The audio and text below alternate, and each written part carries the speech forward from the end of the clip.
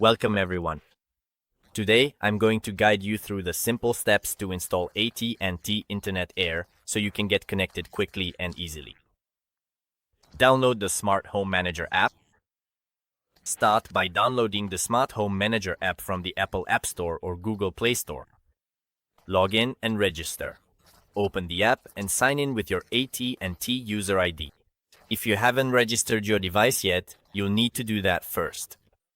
Set up the AllFi Hub, plug in your AllFi Hub and scan the QR code located on its base using the app. Follow the step-by-step instructions in the app to complete the installation. Position the hub for optimal signal. Use the app to find the best location for your hub by checking the signal strength. It will guide you to place the hub where it can receive the strongest signal from the nearest antenna. Activate your service. Once the hub is set up, the app will walk you through the service activation process. After activation is complete, you can start connecting your devices to the internet. Test your Wi-Fi signal. Use the app to test your Wi-Fi signal and ensure good coverage throughout your home. Adjust the position of the hub if necessary to optimize signal strength. If you encounter any issues, visit the AT&T support website or contact their customer service for assistance.